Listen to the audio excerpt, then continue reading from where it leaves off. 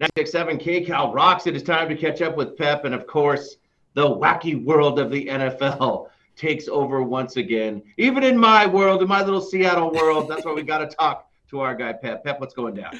Yeah, I think Seattle was kind of the epicenter, right, of a lot of these NFL deals that went down over the weekend. A lot of money being thrown around in signings and trades that will be official this coming week as the new NFL season begins. Yeah, and the Seattle Seahawks, Patrick, they're going to be an all-new look team, right, coming up this upcoming season. Geno Smith now traded to the Las Vegas Raiders. DK Metcalf going to the Pittsburgh Steelers. Man, I don't know if Seattle's going young or what their intention is, but they're going to be a completely new-look team next year. Releasing Tyler Lockett, so completely different thing going on. All my kids' jerseys are not – they're most bummed about DK Metcalf. But it's going to be different. Now we're hearing rumors of Sam Darnold possibly coming because our OC, Clint Kubiak, has a little connection with Darnold. And then we're also hearing that they could be possibly eyeing Jackson Dart in the draft. We'll have to see, man. Yeah, exactly. You got to make a decision. Do you go for a quarterback in the draft or you get one of these veterans out there? And for Pete Carroll and the Raiders, we knew Las Vegas needed a new quarterback. Well, Pete Carroll, he went back to the well, right? He went back to what he knows, and he took Geno Smith as they reunite after some time in Seattle. So Geno Smith will be the quarterback for the Silver and Black, which is another, I guess you could say, domino falling in terms of these quarterbacks, these veteran quarterbacks, where they're going to end up. Aaron Rodgers is still out there. You mentioned Sam Darnold. I think there's going to be some, big-name quarterbacks still on the move because it sure looks like Sam Darnold is not going back to the Vikings. Oh, so J.J. McCarthy could be stepping in there. We're hearing about Aaron Rodgers possibly talking to the Steelers. Wow. Yeah, it's crazy out there, especially if you think, the Steelers, if they went out and got DK Metcalf, they're serious. Like, they want to go all in right now. And Aaron Rodgers, again, he's not your long-term solution, but if you want to win right now, like this season or maybe next season, like that year or two window, he might be your guy. He might be the guy. So we'll see what the Steelers end up doing. But yeah, now Aaron Rodgers being linked to possibly Pittsburgh. Yeah, wow. So pretty crazy stuff going on. A couple other big signings out there. The Rams going out and getting Davante Adams, a 2-year contract. They bring him back Matt Stafford. Again, kind of like Aaron Rodgers. Matt Stafford's a couple of years younger, but the Rams want to win right now. And bringing in Davante Adams, obviously a huge move for them on what I would consider already a really good offense that is pretty young across the board. Davante Adams will obviously be the senior statesman on this, offense with Matt Stafford, but they want to win right now. And just like I was telling my boys, I'm like, this may not be good for us, you guys, because I think Davante Adams is very good. And I think this is a genius move on his part. He goes to a quarterback who can get it to him, a team who has a great coach. I think this is a great move for Davante. Yeah, we thought maybe Davante Adams would follow Aaron Rodgers wherever he ended up. We still don't know, but wherever he ended up. But that's not the case. He's going to go to the Rams because think about it. He wants to win a Super Bowl. He wants a quarterback that's going to get him the football. He wants all those things, and that's the perfect situation, at least for him, is with the LA Rams. The Rams, they were, a play or two away from beating the Eagles in the playoffs last year, so they're ready to win right now too. But the NFC is just getting tougher with the emergence of Jaden Daniels and the Commanders. The Eagles are loaded again, so the NFC is only getting tougher. So if you're going to compete with teams like that, the Lions might be the Super Bowl favorite again next year. Who knows? But if you're going to compete, man, you got to stock up in the offseason, and the Rams are doing it. Right, man. I mean, we were hearing that Myles Garrett was going to go to the Lions, and then that all blew up. Wow, what is going on? Yeah, money can change a lot of things. Myles Garrett demanding a trade from the Browns, and all of a sudden they're like, hey, we're going to offer you a huge contract. Okay, so he's staying in Cleveland. Myles Garrett, it's not going anywhere.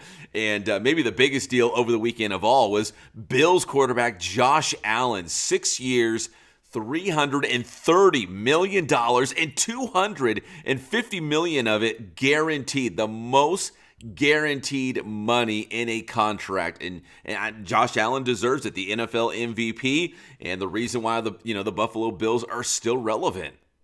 Now, back in the day, I remember my brother saying this when Russell Wilson got his big contract. He's like, we're never going to the Super Bowl. In his mind, and maybe the new NFL is different, once you get that huge contract, you can't put anybody around him. Game over.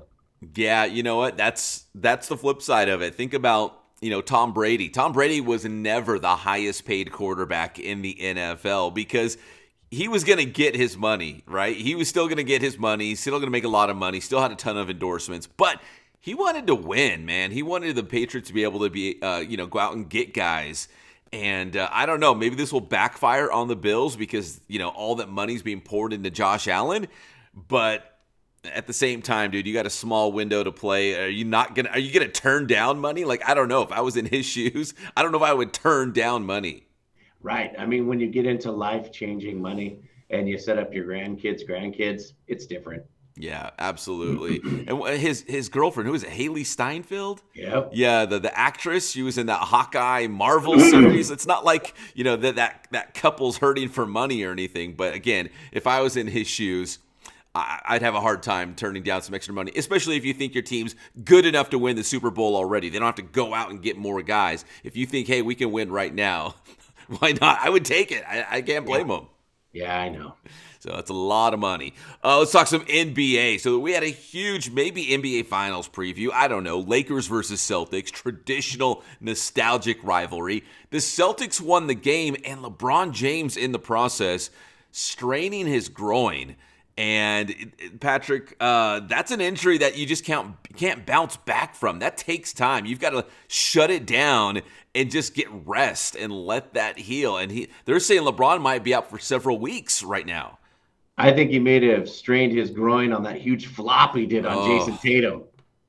You know what, Jude? If anyone has seen that video of LeBron James acting and flopping against the Celtics, most people were quickly, going to social media and saying, well, that's why Michael Jordan is the GOAT. He's the greatest. He would never do something like that. Yeah, LeBron James, man, listen, however you feel about him, I put Michael Jordan, I even put Kobe Bryant in front of LeBron James in terms of the kind of, the basketball player in terms of if he's the greatest of all time or even greatest Laker. I know Laker fans who I'm friends with, they don't even consider LeBron a true Laker like Kobe. So anyways, man, yeah, that was hard to watch. I don't know what's going on with him, but he has a strain growing, so we do know he's gonna be on the shelf for a little bit. Just remember that, kids, doing all that flopping, you could hurt yourself. I thought he got hit by a sniper or something. Oh yeah, he went down fast. Yeah, it was pretty ridiculous. It was like my boy Vlade Divac back in the day, right? So.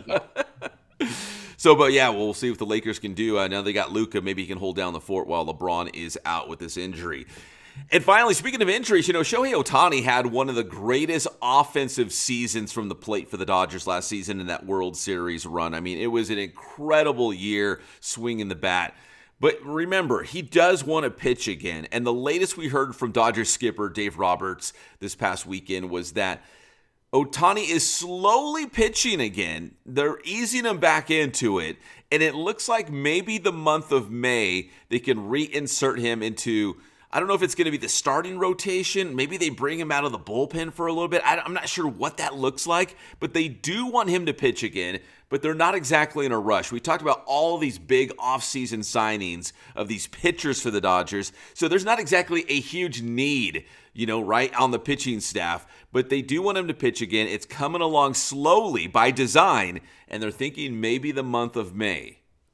Right. I mean, I think part of the problem is once you're getting these pitchers back up to full speed here, you start putting the full load on them, a lot of injuries start happening. Like Garrett Cole with the Yankees. They're saying he's going to need Tommy John, so he may be done. They don't want that to happen to Shohei again.